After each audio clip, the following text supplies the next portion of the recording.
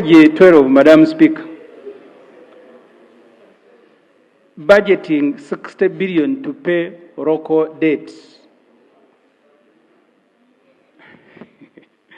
Also included, I am shocked that the chair says this is not in the budget.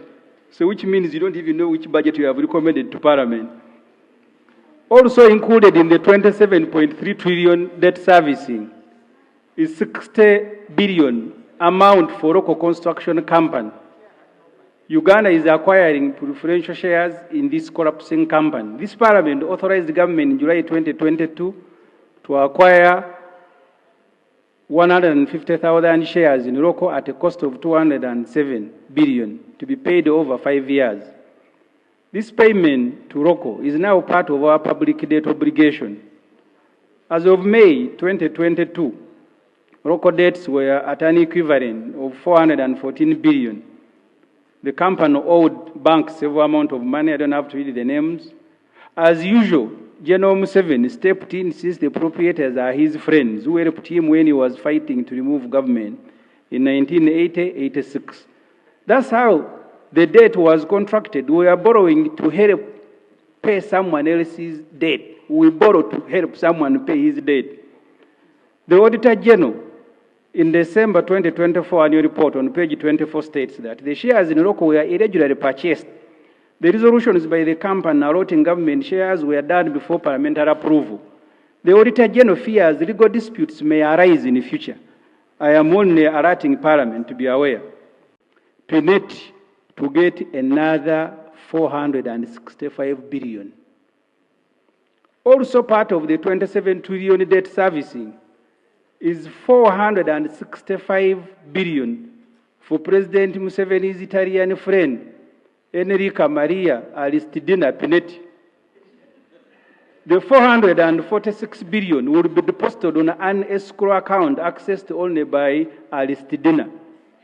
Remember, Pinetti has just been given 298 billion in a supplementary request schedule number 3, passed about 2 months ago. So far, we have given Pinetti 774.469 billion. We are now adding another 465 billion in this budget. This will bring total amount given to Pinetti for Ruoa to 1.239 trillion. Whatever this woman did too, or for our president, only Allah knows. The table below gives you a history of how we have been paying Pinetti since April 2021. Honorable Ssemujju, don't impute a motive that the woman has I said I don't know, so I'm imputing, No, the woman is just a businesswoman. Yeah, that's what, Madam Speaker, I said I don't know which business. No, but it's not the president giving her business, it's government. Whatever she did for government, not the president.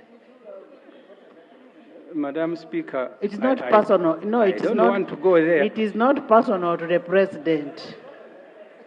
Please, let it be to government, not to the president. Oh, it can be changed, as you have said, but the report has... It is not personal. Madam Speaker, I have provided a schedule. Honorable Ssemujju. Yes. It is not personal to His Excellency the President. No, the reason is because she went to the President. Did she go with you? I am going to show you photographs. Wait.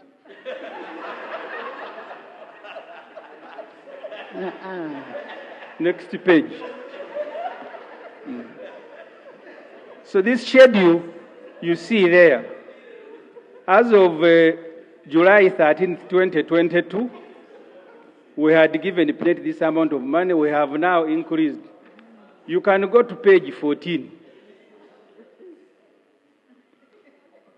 Now they are not putting them proper. But you can see Pinetti and President Museveni.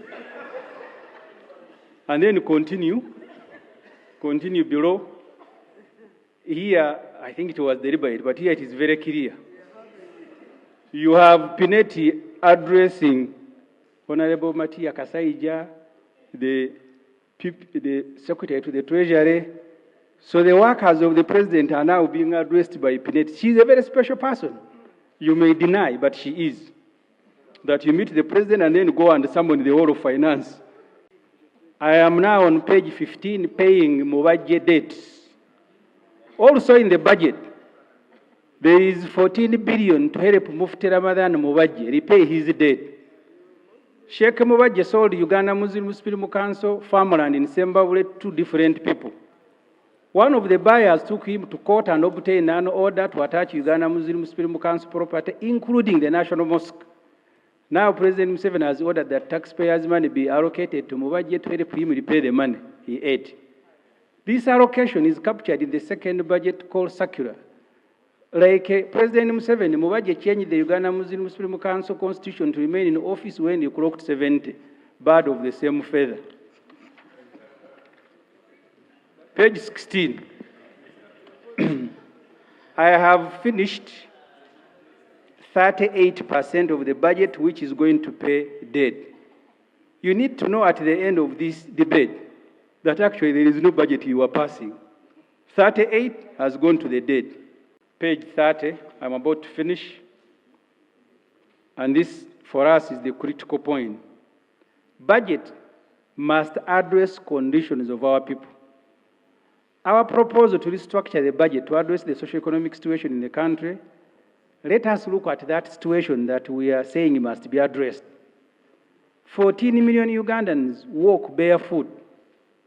Right, Honorable Speaker, Honorable Members, 31% of Uganda's population, approximately 14 million, do not have at least 2 sets of clothing or a pair of shoes.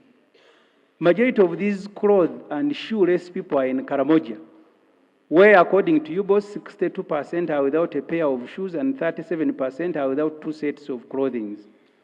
Karamoja is followed by Busoga, where 26% of the population do not own 2 sets of clothing, and 33% are still walking barefoot. This situation is evident when you look at the number of children in Busoga walking to school in plastic sandals called Nigina or barefoot. Rango, Teso, Buked, and Western Nile follow. This is according to UBOS. Ownership of clothing, according to UBOS and shoes, serves as a basic measure of household welfare, reflecting both economic capability and social status. These items, UBOS says, symbolize personal dignity and community standing. Children feel very bad if you didn't know if they don't have them. You need to read General Museveni's book. He still remembers that when they were in primary school, only Sir Richard Kaijuka had shoes. At 80, it is still paining him. There are photos here of children. Unfortunately, someone sabotaged the photos, but you can see them in their hundreds going to school barefoot.